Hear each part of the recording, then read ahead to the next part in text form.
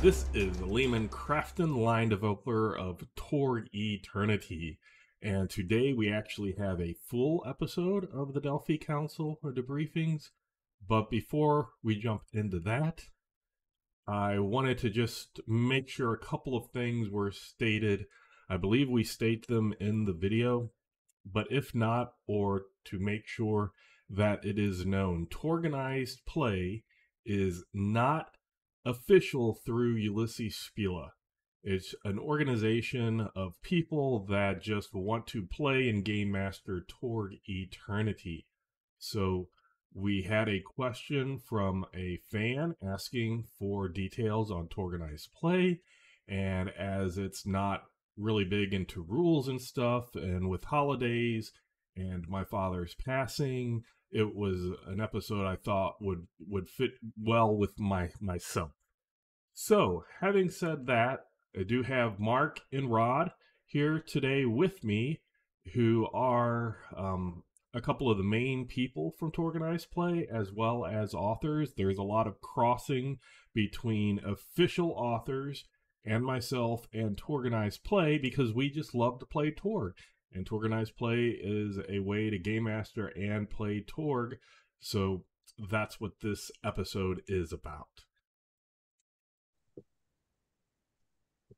Hello everybody, this is the Torg Eternity Delphi Council Debriefings, where the storm has a name. We are your hosts today. We have myself, Leamon, we have Mark, and we have special guest host, Rod, because we are going to be talking about Torganized play. So the reason for this episode is we had one of the fans sent us an email, torgdcd@gmail.com, asking to learn more about Torganized play. And as I'm switching from the brief Delphi Council debriefings to the full-blown normal Delphi Council debriefings, this was something that I could let others talk about a little bit more, interject when needed, and yeah, we'll just go from there. So, Rod, how are you associated with Torganized play? So I think Torg Eternity came out in 2017 when it was getting ready to come out, or shortly after it came out. I've been doing a lot of organized play style gaming with other campaigns, incidentally, how I met Mark back in 2006. And I said, I really want to do a Torg organized play. I love Torg. I really want it. You and I were talking earlier about how it was, inspired by the Infiniverse magazines and or newsletters, and so I really, really wanted to do it. I mentioned it to a friend of mine, and she said, "Well, Rod, don't you mean Torganized play?" Yeah, Paige. That's exactly what I mean. It is Torganized play. So I didn't come up with the name. We started at a game day in the city of Atlanta. I ran one scenario. Robert Maxwell ran the other. He had the technology to create some log sheets, which we had talked about what we wanted on there. And he came up with the name Delphi Council Missions, which is the official name of Torganized play. So I didn't come up with that either. But we started trying to run several game days at stores, around the Atlanta metro area. We were doing that quite a bit. And then COVID hit. And so we said, you know what, we're going to move the game online, just like everybody else did. And when we did, it really, really exploded, just the number of players that we had. I was looking earlier, and Mark and I were talking about it. I tend to communicate a little bit more on Discord. He communicates a little bit more with the players on Facebook. I think I'd said we're between like 125 and 130 folks over on Discord. Mark, how many do you have in the Facebook group? 215 right now. There might be a little bit of overlap there, but there's a lot of overlap there. I mean, it is what it is. Yeah. Which, but you know what? It's multiple ways to reach out to folks. Yeah. And so we started running a bunch of games. I actually, since we talked about it recently, I went and I looked at my records, and I will talk in a moment. I'll try to remember to talk about critical events. But since we tracked those critical events, I can see we've run 191 acts, which is 327 tables. Now, that 191 acts sometimes got run multiple times. So that's 408 different tables of people playing, usually 5 or 6, right? So that's a lot of hours. Minimum make will be four people. Most people stop at 6. Yeah. We're not crazy like other people we know who can help this large table of people. 12, 18, whatever. Guys. But it's Torganized play in general. It is an organized style play campaign, right? There's pros and cons there. We can talk about those in a minute. It does follow the basic Torg Eternity rules. There are only a couple little differences that we've talked about, right? The biggest exception is XP, right?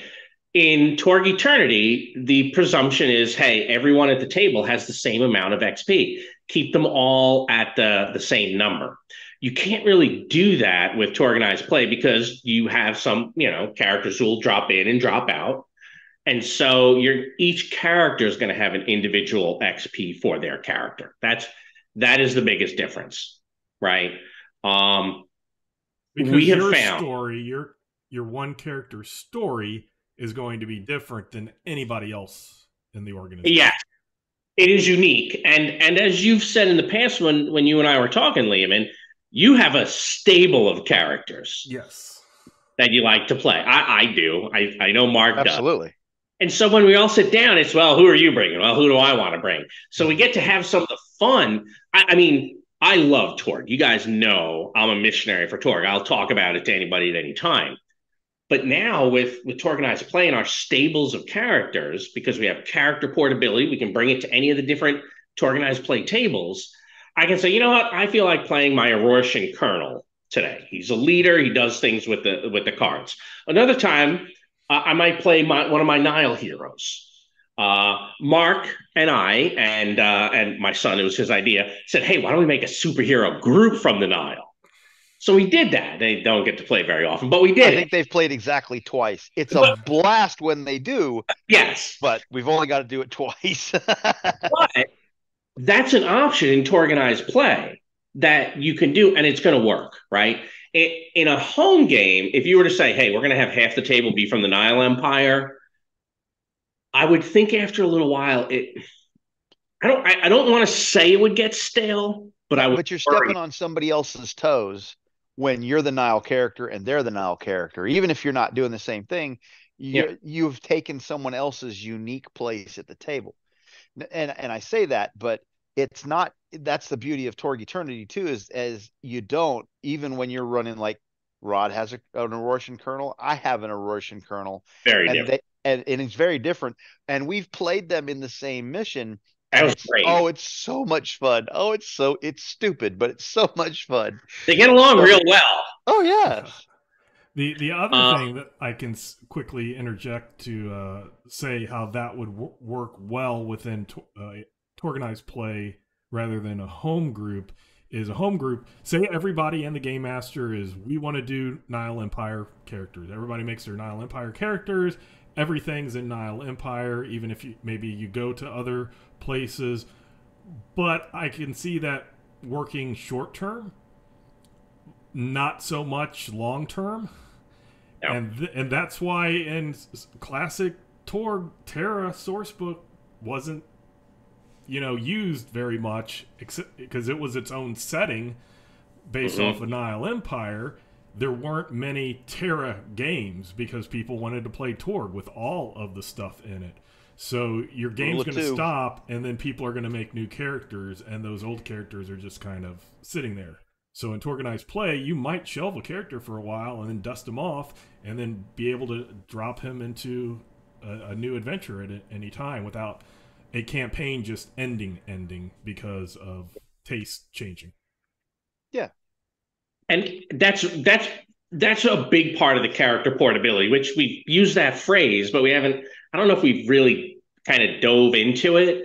But basically, anyone can be a Torganized play GM. It's get the rules set, make sure people build according to the rules, run the table. And all those characters, right? You get little log sheets that show your accomplishments, what you've done, your XP, a couple of favors and other little things we can get into. But those characters, let's say I'm the GM and I run a table of 6, and Liam and you play at it. And then you decide, you want to go run some. Well, maybe Mark and I now play at yours at some point. And we're each bringing in different characters, or you go out and recruit a few people and now they play at yours. They enjoy it and they say, hey, we're going to go play at Mark or Rod's table. We've met a few people at Dragon Con in Atlanta. There's I think his name was Henry or something, and he would come back each year.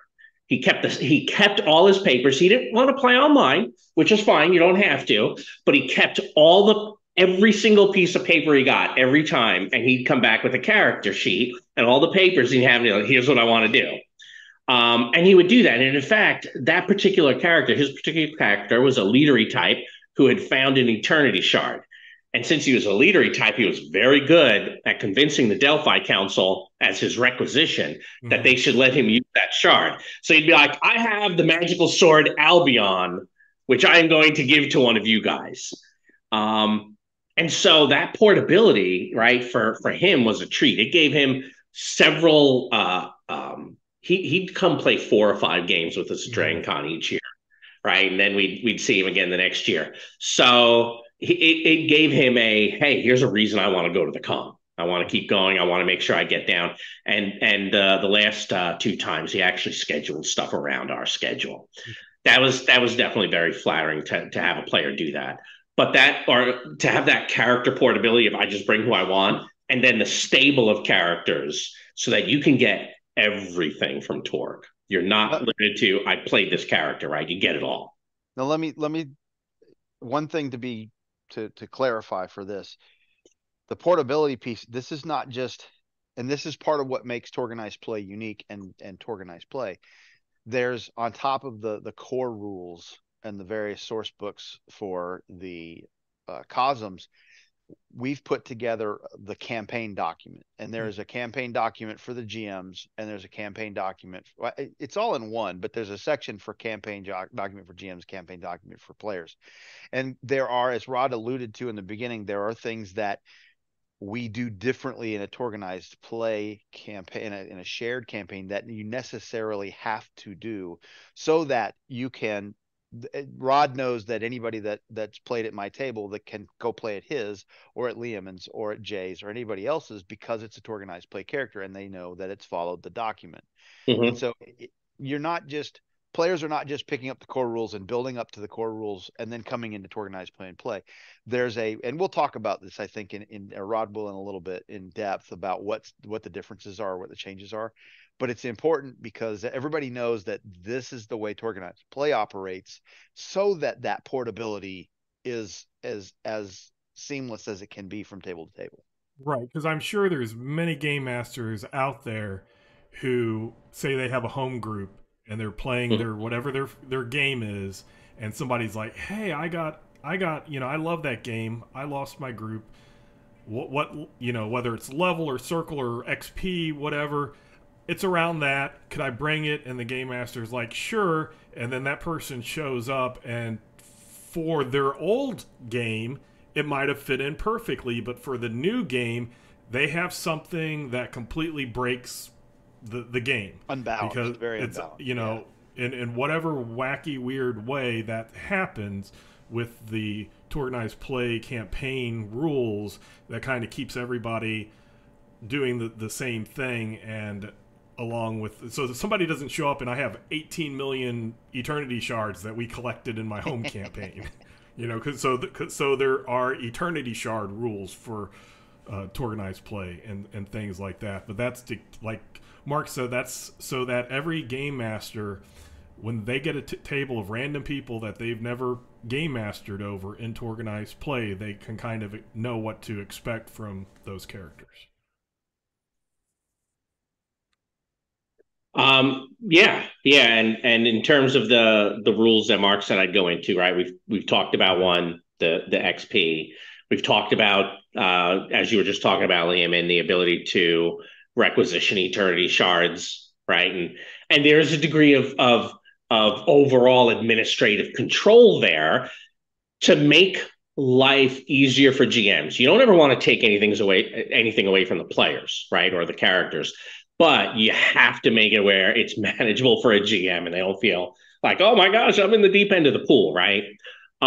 We have said for published scenarios, there's no replay, so you can't take, for example, the say Blood on the Blasted Lands and play that with 2 or 3 different characters, right? One bite at the apple. Whoever you played with, that's who played it. But for each of the different things, if folks send in the results to me and I share them with Mark, we take all those results and track them, right? We refer to them as critical events. So we track glory and where it's happened, right? We do have an official map on the web where we put little pinpoints of the different places where there's been enough tables. Torganized play official, not Torganized play official. Yes. Torganized play official. Yes. Not official for Liam, and I'm not putting words in Liam's mouth. No. It's that, yeah. Organized play is not an official campaign. It's my official campaign. Canon. It's our canon. It's not a Ulisses Spiele campaign, right? But we did incorporate in the document, and this was important to us at the beginning, was that if Ulisses Spiele ever decides they want to put something out that's different from this, this is over and done, and we're playing that. Yes. Because both Rod and I are pretty much eternal GMs, but we've always said I'd rather run games than play them. That's how much I like to run games, except Torganized, Torg Eternity. I love running Torganized play and Torg Eternity, but if I get a chance to play, I'm ready. Let's go. And will always admit to anyone who asks, one of the reasons I started Torganized play was absolutely 100% selfish. I thought if I could get a group of people playing, a big group of people playing, there'd be more GMs and I'd get to play more. And incidentally, that's how you got to play, Leamon. Yes, that's how I'm a player instead of always being the game master for 3 decades. And I will say that it worked a little bit. I mean, you have gotten to play more than you would have. Oh, yes, quite a bit more. But it's not been as GMs make the world go round in Torg. Yeah, that's always true. And you're right. But this year, I've gotten to play a lot more than I've GM'd in 2023. Very true. 2023 has been a solid year for me play-wise. Yep, very true. But we need more people to play or to run and to play. We have a base of players, and if you're out there listening to this podcast somewhere or watching it on YouTube or wherever your finer podcasts are sold or downloaded, and you're like, I would love to run Torg Eternity, guess what? You come find us, and the links will be down below in the stuff, because I almost guarantee you, without question, if you contacted Rod and said, I want to run Torg Eternity, this is what I want to run, and he throws it up on Warhorn, you're going to have a table. Yeah. Anytime. We've got players in Canada. We've got players in England. We've got players in Germany. We've got players. I think, do we have anybody in France, or does Elaine just kind of make me think French-Canadian? He's French-Canadian, correct. And he's going to give me crap about that too. But we've got them all over the world in all the time zones. So you want to run early morning campaign, knock yourself out. We got a table for you. You want to run in the afternoon, we knock yourself out. We got a table for you. We can get you players. So if you want to run Torg, show up. We'll help you get a table. And there are times we'll even do a game day or a little, we've done a convention weekend before we did this last Labor Day, where I think we ran 8 or 9 scenarios, and pretty much filled up every table. Yep. So if you are the forever GM, you'll get to come play Torg. Now, you might also get to run it, because if you're the forever GM, odds are you enjoy running.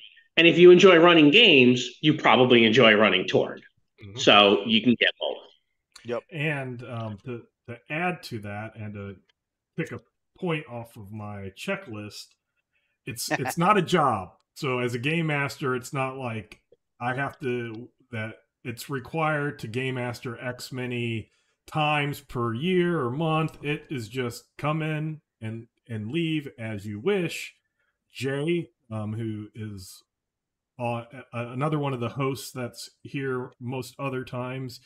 He does a lot in October, and he ran, I think it was last year, he ran 4 of the Aurora Delphi Council missions, and then this year he did the same thing in October. He kind of puts them together, gets his tables, runs them all through, and then kind of steps back and plays a little now and then, and that's it. You know, there's no minimum requirement as a game master Nope. or player. So just, you know, we'll accept you at any time.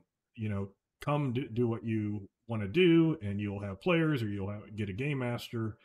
And yeah, I just wanted to make sure that people didn't know we have we have 0 requirements for Torganized play. Yeah, there's no requirements. And if you're something that I wanted to make sure we got mentioned last time, and I think you put this on your list, Liam, and if you like writing material and you've seen the Drive-Through RPG and the Infiniverse Exchange, that the sanctioned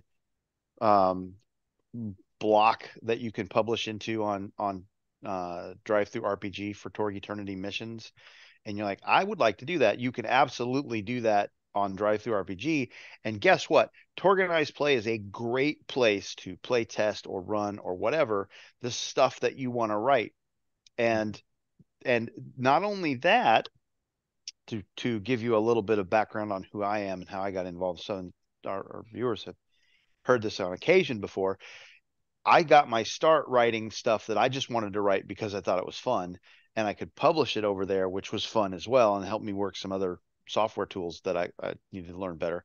And that got me noticed by the official U.S. official, the Ulisses Spiele guys, because somebody said, hey, you're looking for writers, you know, take a look at this guy's stuff.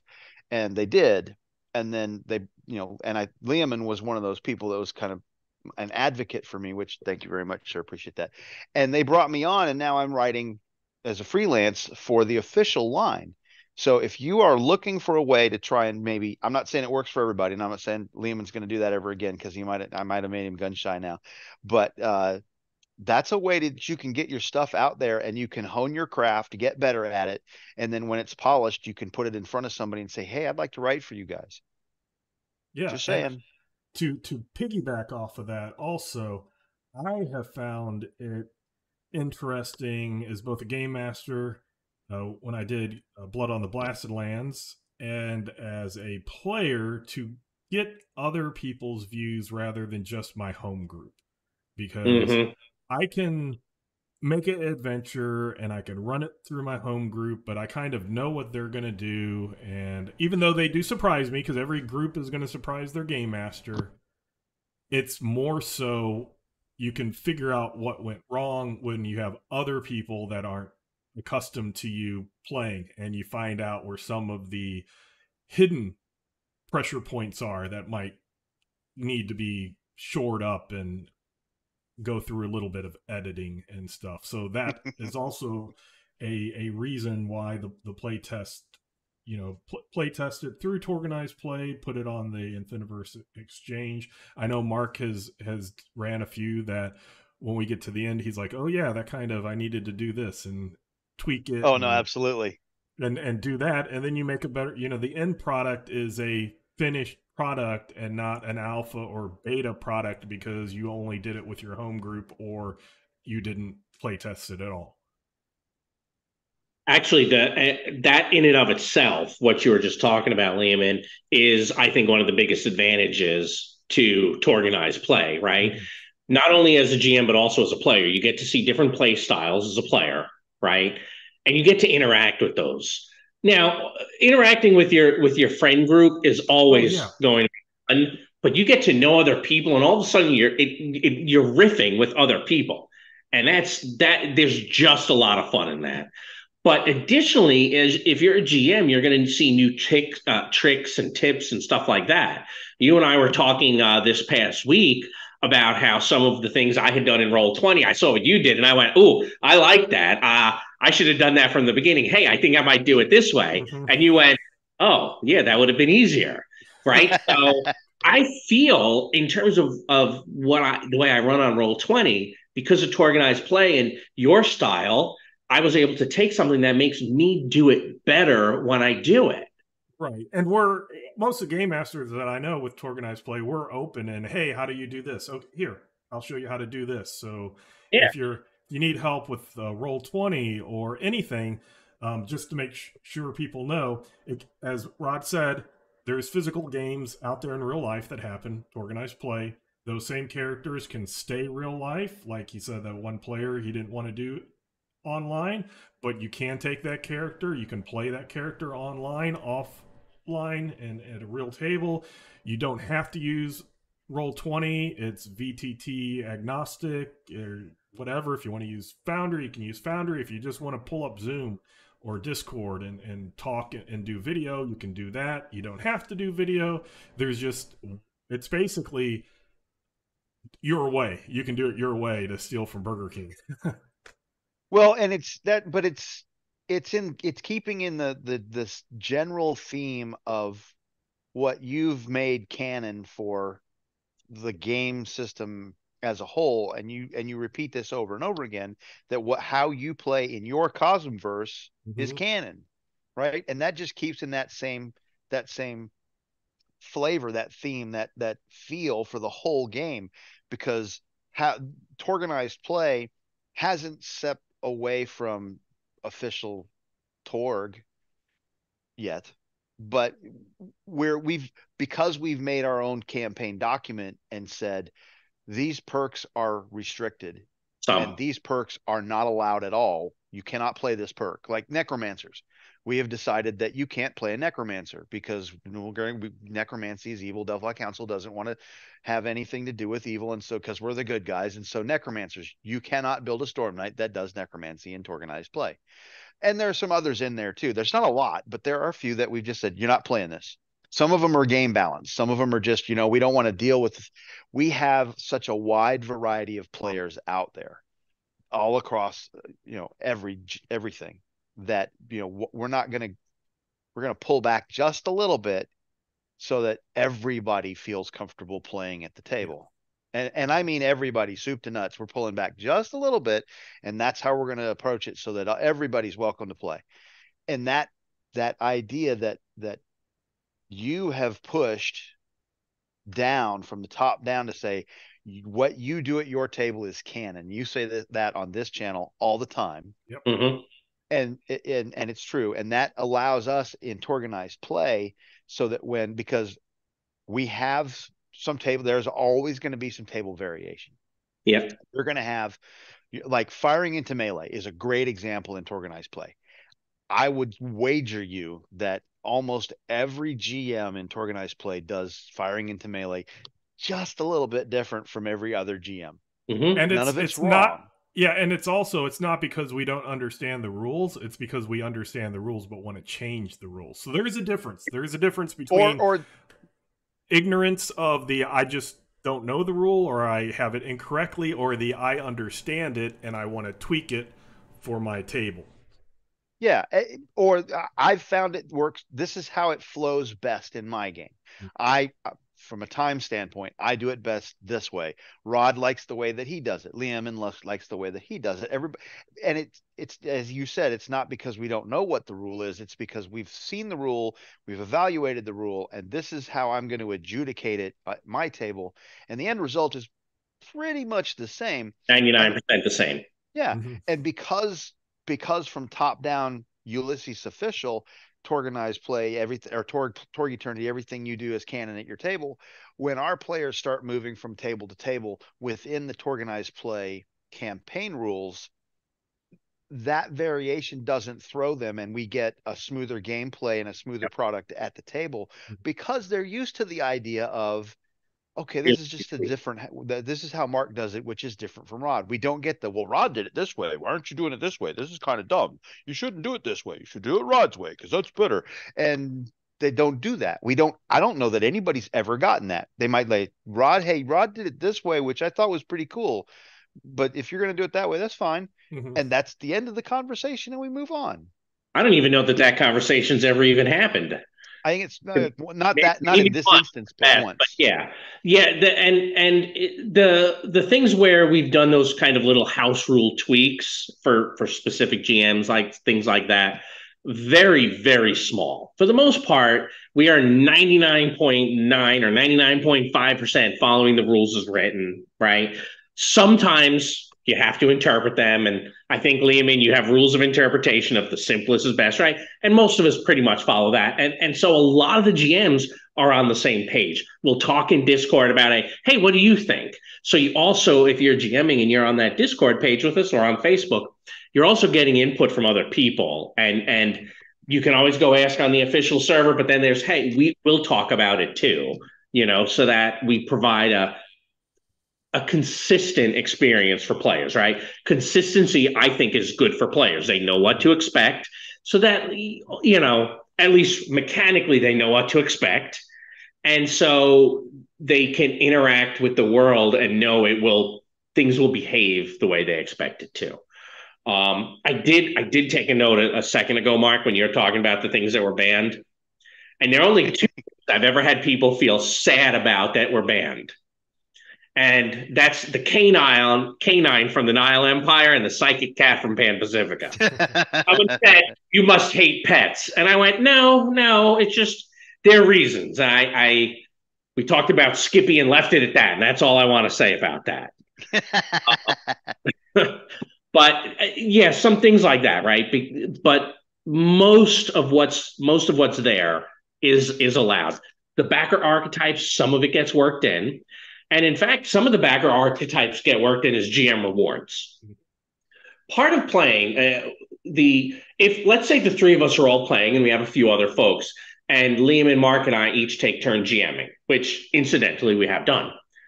With the GM rewards, if I run an act for these two guys, they both earned XP, I have not. But if we wanted to keep our characters all at about the same XP level, which is not required, but it's fun. If we wanted to do that, I have GM XP. I ran a scenario, they got 5 XP, I also got 5 XP. And I can put it anywhere onto any of my characters in my stable, right? By the way, the stable is not a technical term. It's just what we started. It may have become one. You could call it your portfolio if you prefer. Right. Actually, portfolio may sound better. That's anyway, more Pan Pacifican. Yes, my portfolio of characters. So, but you can move that around. Additionally, one of the GM rewards we have are completion rewards, right? So it can be tougher to find someone to set up a table and run an entire book, right? The 7 big acts. books. The big book. The published books. The commitment. The published books. It is a big commitment because most of the missions, right, which we're pulling out of all the Delphi missions books, that's usually a 4-hour slot. We throw them up on Warhorn. People go sign up. You run the table, you give everyone a log sheet. Thanks, guys, been good to talk to you. And we might run it a couple times. The books, it's a little tougher because you got to set a schedule. Hey, we're going to play for the next 5 or 6 weeks on a Monday, and we'll do 4-hour sessions till the book is done. Is everyone good, right? It's a bigger time commitment for a GM. And so there's some completion rewards of, well, you completed this book. Here's some things that are restricted that you can pick one of these things to go play. There's a similar reward for the Martyr card, right? The Martyr card in an organized play style campaign, you don't get that XP back. It doesn't, right? It's time you've played and hopefully you've enjoyed it. But that character's now gone. You've retired them in one way from your stable. So very often, if those characters are higher level XP characters, we'll be like, well, here's a consolation prize, right? We had one person who martyred a character against Baruka, no less, and it caused glory, and that glory is on our Torganized play world map because of what they did. That Eyes of the Tsar card, it's gonna get you. So now his replacement character is a pixie. We've had a player who, playing through one of the books, played a romance on a particular character in Isle in Relics. I won't say anything else because I don't want to give away spoilers. But that character said, well, I will agree to stay with her for a year and a day. And voluntarily said, okay, I'm not going to play my character until year 2 comes out. We've had a couple other players who've had other things, and they ask Leamon every week, hey, when does year 2 start? When does year 2? because they are ready to play those characters. Both of them have a thing where they're coming back similar to Tolwyn Tancred from the original Torg novels, right? For folks who are familiar with those. And if you're not familiar with those, I believe, Liam, and those might be on Drive-Thru RPG where people could go get them. Mm-hmm. Yeah. They're good. Read them. Familiarize yourself with them just because it's fun. But from those examples, you can see these players have agency in the campaign. All the players in our organized play have agency. We try to make sure that that's the point. Yeah. Decisions have results. That's it. And knowing that, hey, here's a thing I did that influenced the campaign, that can be special for a lot of players, right? Just knowing this is the thing I did. I had glory here. It made a difference. And so we track all of those. And for some of the things that I write and that Mark writes, or that one or two others who've started writing with us are writing, we're going to keep track of those because we want what you're doing to make a difference. We believe very much in player agency. So tracking those critical events is important. Part of that, you'll get on your log sheet little favors that you can use to influence other stories later on. Very often it might be, here's a person I know in this particular realm, or a little one-shot favor of calling in help, etc. I think you had talked about some of those at one point, Leamon, as a thing that you've said you liked. I really like it because for me, being, originally a freelance author and then now the line developer, these are things that you guys have added to those adventures. So at the end, when I have a character that completes it, I get something that it's not that, oh, I forgot about. Yeah, that's right. It's a completely something new to me that this character and just the people that went on that mission can say that they did and can say that they have. And it's something that I have no clue what it is. So I like when you talk about the 3 pillars of, role playing, a lot of people like combat, a lot of people like social. I like them too, but I really like exploration, learning new things. So if I'm not the line developer or a game master of a game, I try to keep myself ignorant of what's going on, except for what my character knows. So if I make sure I know whatever my role is, my abilities and everything, but I like to learn and explore, and that's really cool for me, is because I don't know what's coming, or even if I might remember or half remember an adventure that I'm going through. And also that's why I usually make brutes so I don't reveal stuff. I can just, I'm not a thinker. I just hit things, but at the end, me as Leamon am surprised by, that's this adventure was really cool. I kind of remember going over that or looking at it, but that end thing that I got, that I had no idea was coming, and that's really cool. And that's what I like, or one of the things I like. Some of those favors might even be negative consequences, right? We've done positive and negative. You had one Living Land Wonder where you took possibilities that you had, because you had like 8 or 9, right. And in this wonder, you made contact with your future self and sent them into the future. So you have a favor on one log sheet, I don't remember who it was, of, right. Hey, I take this favor and I get 3 possibilities. And I think you may have sent in what we sometimes call the flavor, the cosmos-specific possibilities. Right. So those are the ones you're going to get. Yep. And it was like you said, sometimes there's a drawback. So there's like you don't get your 3 possibilities for it. It takes you X many more adventures, and then you get up to 3. So there's some it's just neat because it bends and twists Torg as Torg is meant to be bent and twist. And as a game master, as a player, you can see that a lot with Torganized play, because you can see how different game masters and players react, because it's not always a yes, everybody's going to do this. I think there was like a couple of us who said yes and a couple of us who said no. Yeah. So I did not. I said no. I don't know what's going on there. I'm not doing that. Yeah, no, I was like, no, I'm not doing that. Yeah, and that's so for me as a GM, right, seeing that and getting to see multiple people and all those reactions, because If I run a scenario 3 different times or 3 different tables, it's different. But getting to see how all those little permutations, that's fun. As a GM, I find that fun. And as someone who likes to write home campaigns and to organize play, that for me is, I find that particularly rewarding personally. And then where you're able to say, looking back, that was a thing you like, that again, for me, that's very rewarding.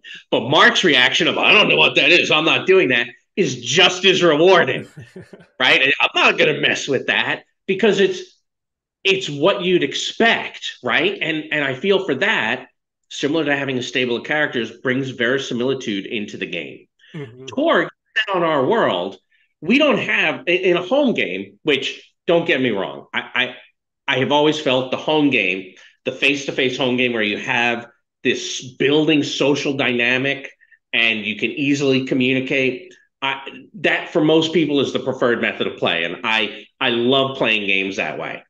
But with Torganized play, I get some verisimilitude in that if we have 100 players and they each have only 3 characters, that's 300 Storm Knights. Mm-hmm. It's not 5 or 6 who have saved the world 40 times over. It's 300. It's 500. As both a player and a GM, that makes more sense. Mm-hmm. And when I do play, I do track the names of all the Storm Knights that my character has met.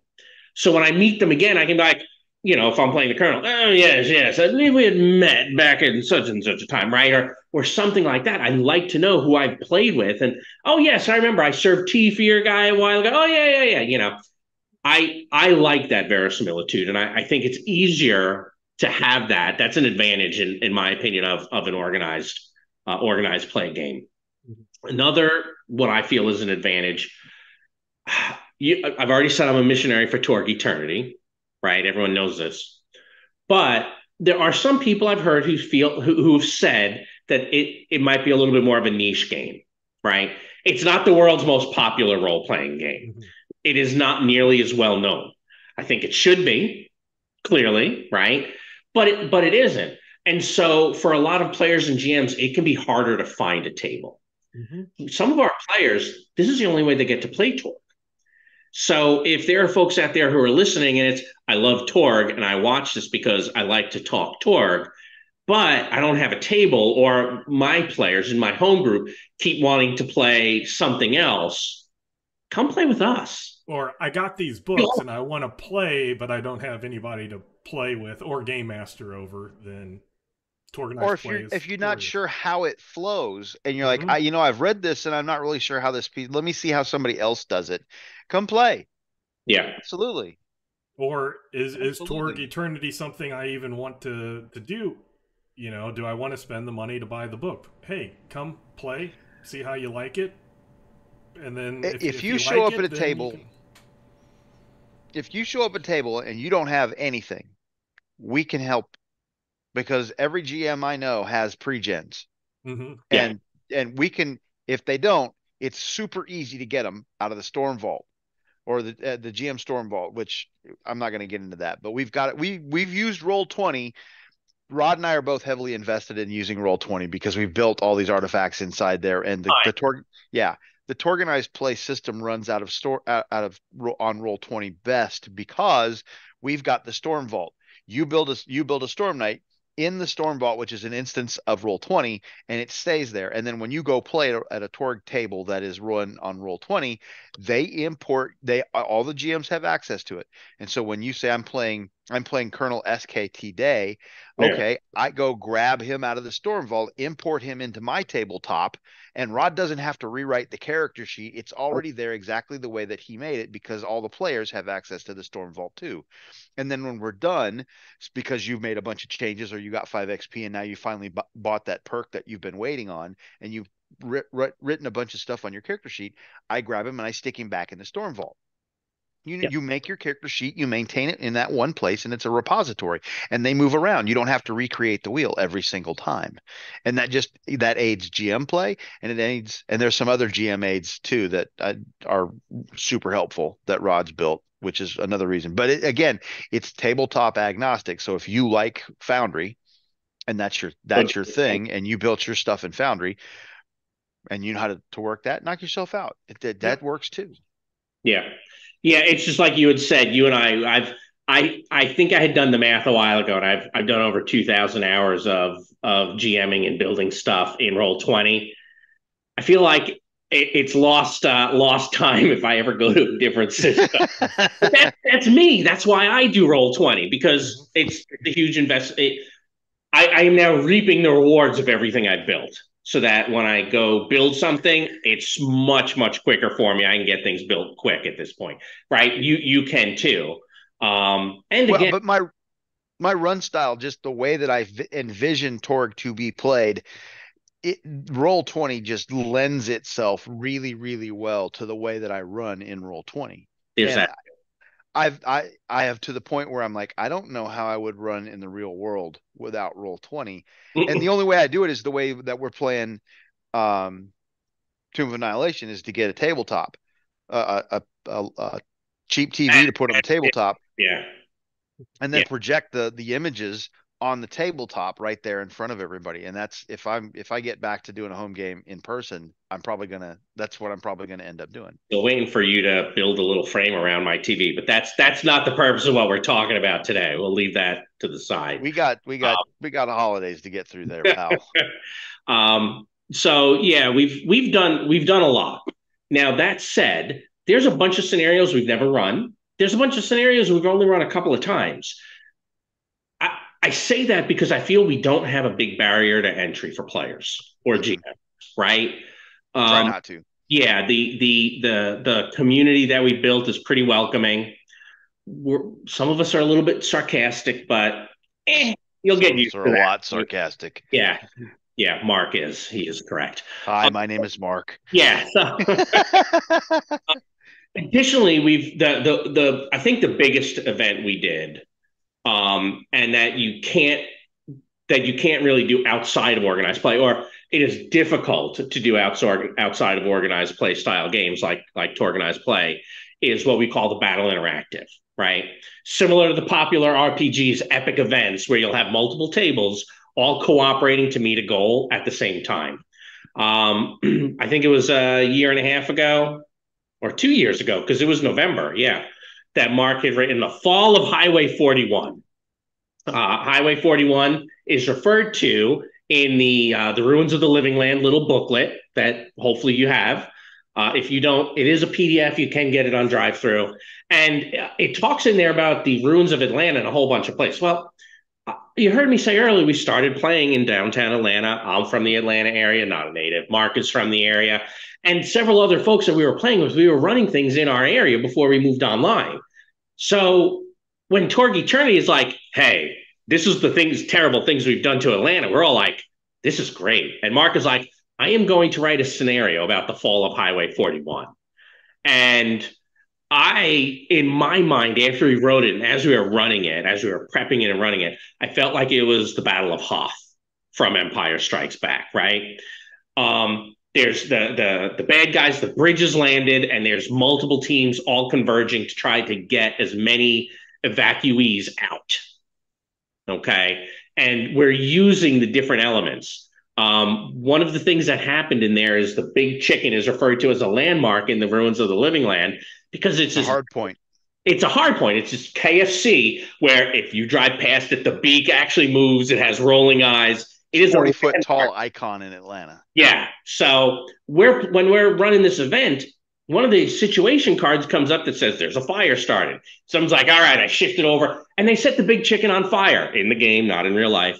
And so some other players, I tell all the GMs this, and they, all right, guys, the big chicken is on fire. Two other people at other tables start using their actions to try to put the fire out. All four of the tables are interacting, and different things they're doing is causing events to happen at each table. Incidentally, my 12-year-old daughter, every time we drive past the big chicken, goes, hey, didn't Michael John set the big chicken on fire? So we hear about it every time we drive past. But it's those interactive events, which Mark and I have talked about how we're going to get a couple more of those in. That, to me, is a big draw for organized play style games, right? And you started at one table, and you may have played with 3 or 4 of the 4 different GMs that were running.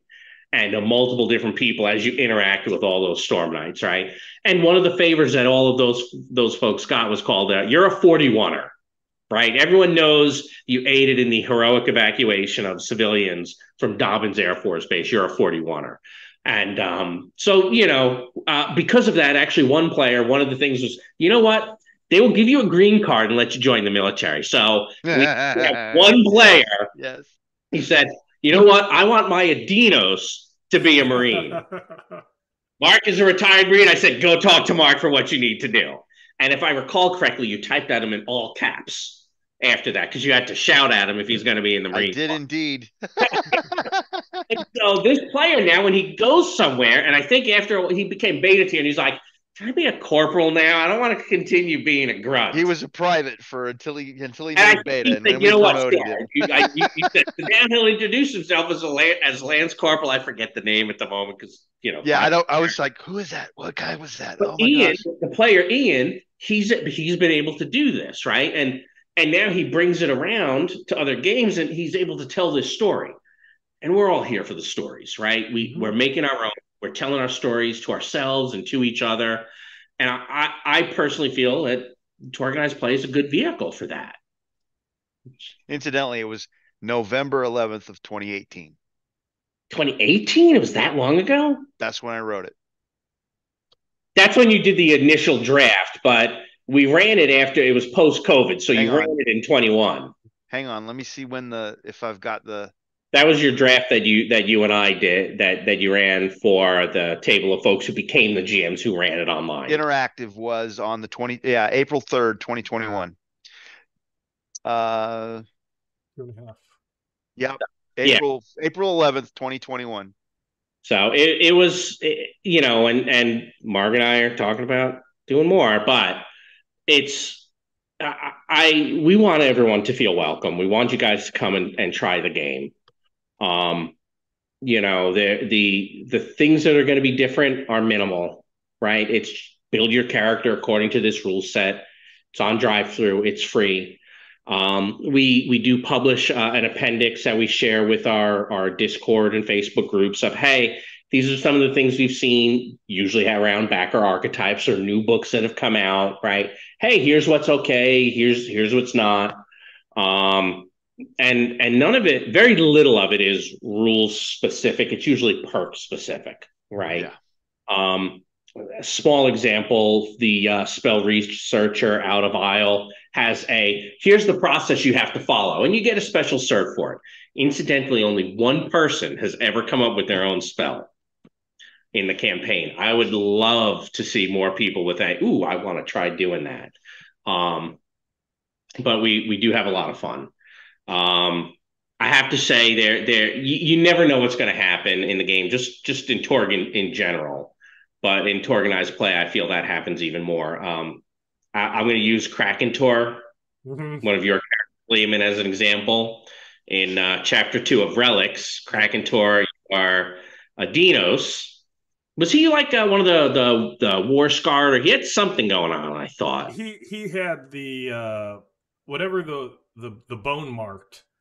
The bone marked Adinos, right? Death claw. He was the big brute. The death claws, the bone mark to give him extra toughness and armor, and warrior. And he transformed.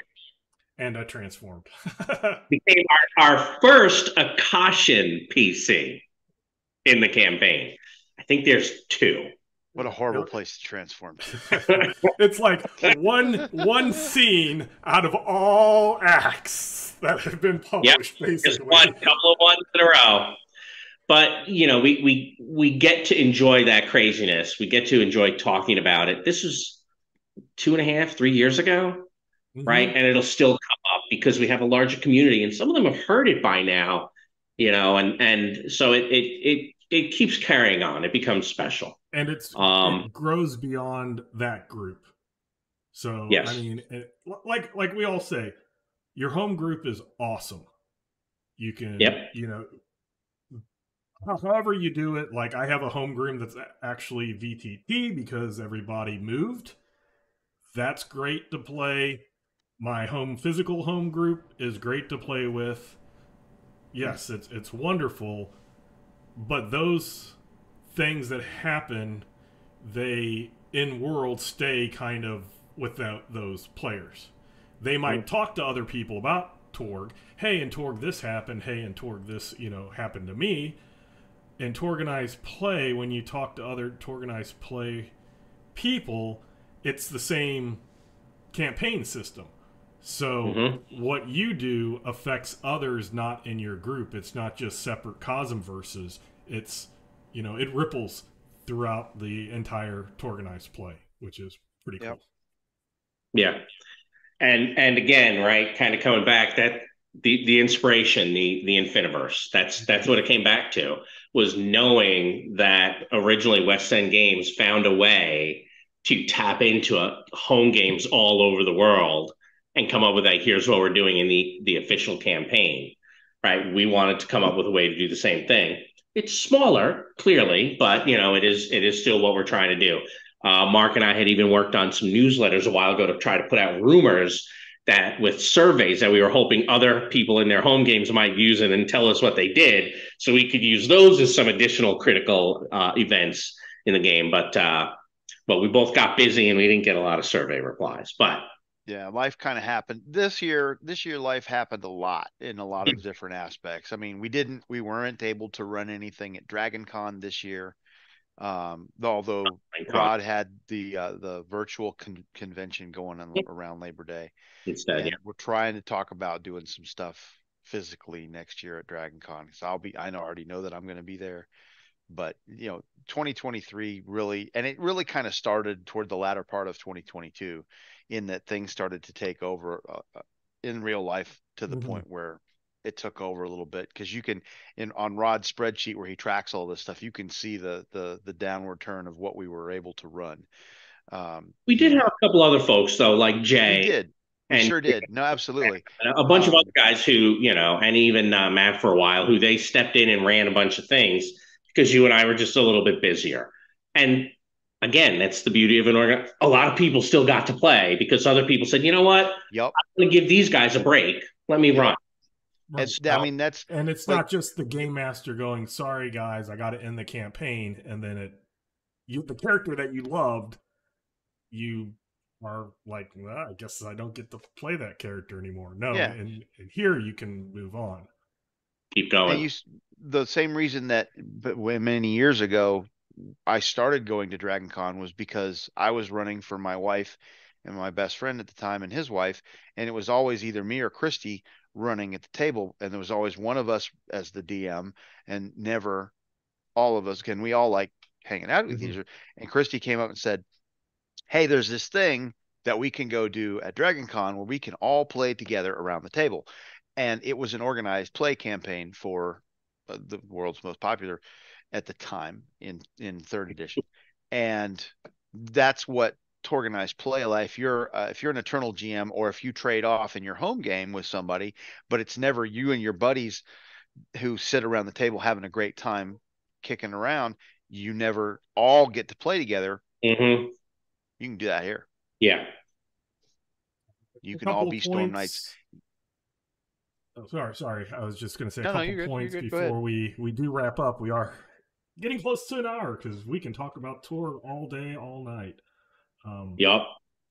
We had mentioned, but a lot of this we've mentioned, but I did just want to clarify for the player. As a player, the individual can only take one character through one mission.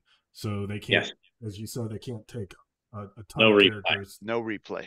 As a game master, though, you can re-game master that mission. If you got something that you just love to game master over and over, you can do it. So if you're one that you want to have multiple test groups for your Infiniverse exchange or product, then you can do it.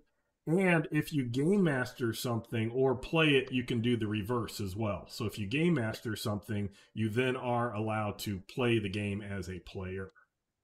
Yeah. Once, because of the no replay. Right. Yeah. Right.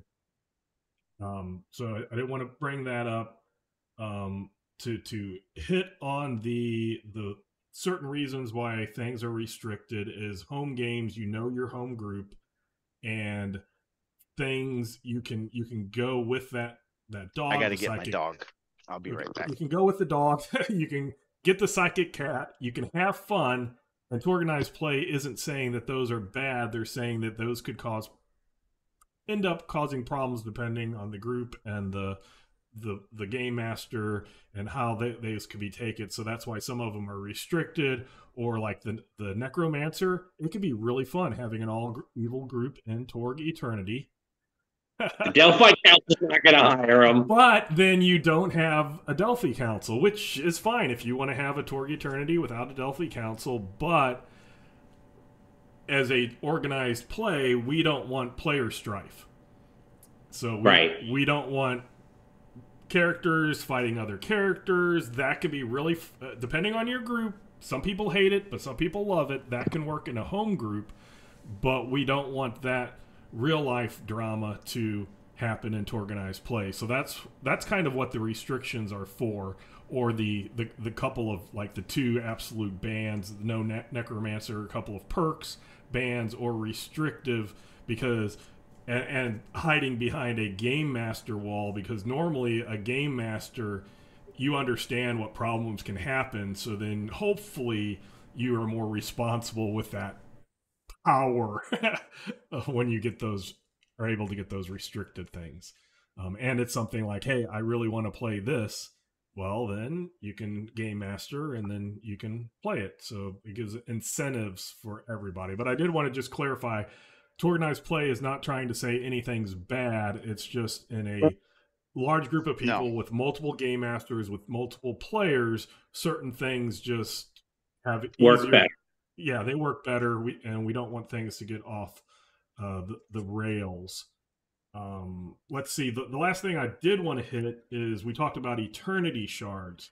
So with the Eternity Shards, those can be found during adventures, and how Torganized play does requisitions is if that character was on a mission and got that and was able to save, salvage, or bring that Eternity Shard back to the Delphi Council for the Delphi Council to hold on to, those are the characters who can get that, who can try to requisition that specific Eternity Shard.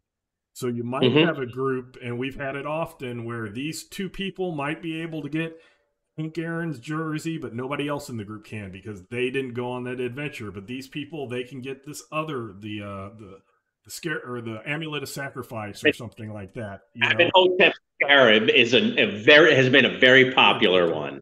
Right. Very popular. That's cured a couple of people a couple times. Yes, it has. So that's the way that we link your character is important. Isn't just an XP number that can be replaced by every other character with that same amount of XP. So while a lot of people might be put off on that, I do want to encourage you to at least maybe try doing it this way, because that character will be built and they will have things that nobody else has access, or a fewer amount of people have access to. And then the other thing that's kind of neat, a lot of people officially, they're like, after you buy your stuff at character creation, you have all these prices, but everything's requisition and money means nothing. Torganized play has it very similar to how I do it in my home game, is you have your requisitions, which is through the Delphi Council, but there's times where every mission you get a fund amount, you get paid for being in the Delphi Council, for doing missions. And then you can accumulate that money, and then you have an option of also buying things. So there's requisition, which is I give back after the mission, and there's buying if it's available, and depending on the adventure, the setting, the game master, you get it, it's yours until it breaks, you lose it, or you use it. So that's kind of neat. You actually, or it transforms. But it's something to add money. You get something with that. So, like I said, the XP, I can see that being a big put off, because that is kind of a big rule. I know some people have had problems with that, even though all three of us have played games for a long time, and Classic Torg as well as Torg Eternity, with people with various XP. We haven't seen problems. But it's not just problems, it's also neat things that individual character receives for doing those missions. So that's a way of advancement as well. XP isn't the end all be all of advancement. You can get little favors, you can get these little things, you can requisition eternity shards, and it's more than just an XP. Oh no, they have 45 and I only have 35 type thing. Your character becomes the sum of your experiences. Right. And can I say this? Because we this has been going on for a while. We went with Torg. You said Torg Eternity was published back in 2017, I think you said. Yeah. So, and we've been running this for a while, but that should not be a barrier of entry to new players, because one of the things that we've discovered, along with the fact that a 0 XP character and a 45 XP character can coexist in the same world, we found that roles really, like, you don't have the tank and the DPS and the healer per se. We've watched, like we said earlier in this recording, that Rod and I have played the same Aurorish and Colonel. You can play the same characters and still be successful in the mission, because Torg Eternity is not built around the do you have a striker, do you have a range, do you have a healer kind of mentality. And so when you sit back and everybody is talking about who are you bringing, they're not filling in a role. They're filling in I want to bring my Aurorish and Colonel, or I want to bring my Adinos, or Living Land Adinos, or I want to bring my Adinos that transformed to Pan Pacifica, who is now a board member and is actually Yakuza. I mean, that's happened, right? And they're just as successful. But we've also seen players that have 0 XP characters adventuring right next to characters that are on the cusp of beta, which is 45 XP, and they're not just along for the ride. They're not standing behind a wall of other characters going, well, don't worry, we'll protect you and take care of you. They're contributing. They're viable characters in the game. They are just as active in the combats and in the interactions and in everything else, because Torg Eternity has built itself around a system that lets that brand new green character produce things that are viable in the game, as well as the veteran character. So don't sit there and think, oh, this has been around for 6 years, I can't step in now because I'm so far behind the power curve that it'll take me too long. No. Day one, moment one, first round, scene one, you're going to be rolling dice with the rest of everybody, and you're going to be just as vital in the game as anybody else will be. And everybody's making multiple characters, so not everybody is going to be higher.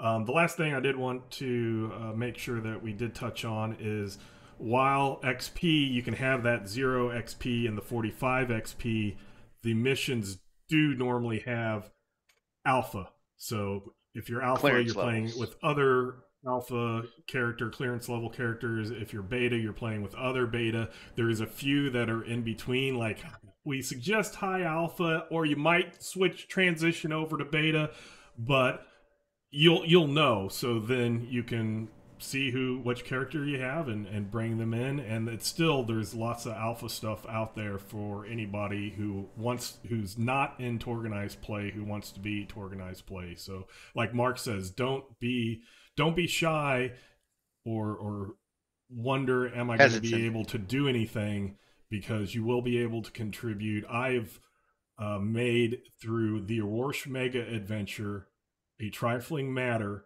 brought a brand new 0 XP character. Yeah, me too. Who specifically did not have any combat, any psychic stuff, any miracles, or any magic. She had some of the alchemy things, and they were the non-combatant ones. The see in the dark, the hide, the dust that hides you from people with supernatural, like against supernatural evil, the liquid light, utility stuff, and was an investigator. Survived Aurorish the entire mega adventure. That's a tough event. Came really close a few times to getting taken out, but I went into I am going to be smart and not try to beat things up with my fists in Aurorish. I am sorry to report, I think it was 3 tables of that I ran, I did not harvest a single soul. Well, but see, I tried though. I played that the other way around, knowing that Aurora is investigation heavy and it's not generally a shooter basher kind of thing. You I did. took my melee character in there, knowing that I'm not built for this. Mhm. I come in and my solution to things is hitting it with my warhammer. That's how I solve problems. Incidentally, this Eilish dwarf of his that he's talking about is now afraid of dolls and puppets. Yes. Thinks they're that was the like worst scene thing in one, the world. act one that came out, and he's like, nope, nope, I'm not. And that plagued me the rest of the friggin' book. It was a blast. I hate it. did just want to point that out, that as the official Torg Eternity line developer, as a player within Torganized Play, I'm not saying anything that I haven't personally witnessed or experienced myself. I went in with a 0 XP character that in any other game would have been cannon fodder, basically, and felt that I contributed, did things that were cool, helped change the balance of stuff by whether it was in tricking or taunting. There's lots of things that characters can do. So don't feel like I'm low experience, I'm just gonna be I'm going to bring the party down, I'm not going to be able to contribute, because that's absolutely untrue. No, not how it works. That's the strength of Torg Eternity. It is. Mm-hmm. I think that's the strength of the system. I think we just it's you don't. I thought we saw that strength because of the XP difference in Torganized Play, where we might not have been a home game, but that is the strength of the Torg Eternity system. The ability to get cards, to pass them out. I think we've come across 3 or 4 different ways to manipulate the card game, Mm-hmm. even in Torg, and seeing how that kind of ups all the other players and what they're doing.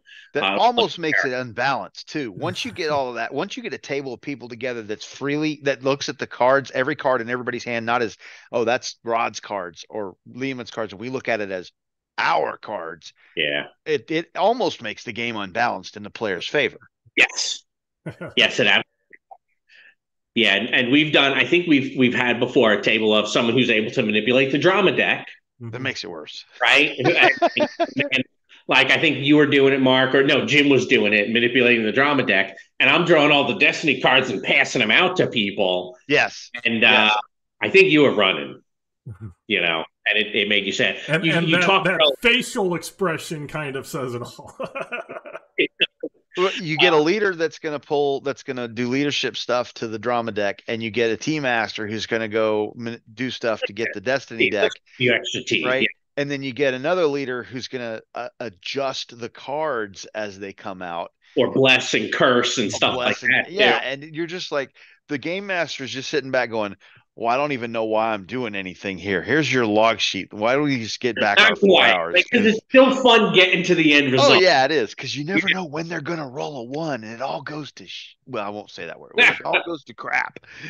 Okay, so let's go ahead and wrap this up. We could keep talking about Torganized Play and Torg Eternity, but we have gone a bit over the normal time.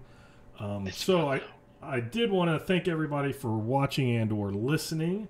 Please send us an email at torgdcd@gmail.com. If maybe we definitely will read your email. If you have any questions, we will answer your questions. And if it's something that I think would work for an entire episode, that's what happened for this one. Somebody wanted to know about Torganized Play, so we'll tell you about Torganized Play. It wasn't me. That was not my email. Mark asked earlier. I'm like, I didn't send that. I promise. So, having said that, thank you very much for listening, for watching, and until next time, we hope that you have fun in your own Cosmverse. Bye.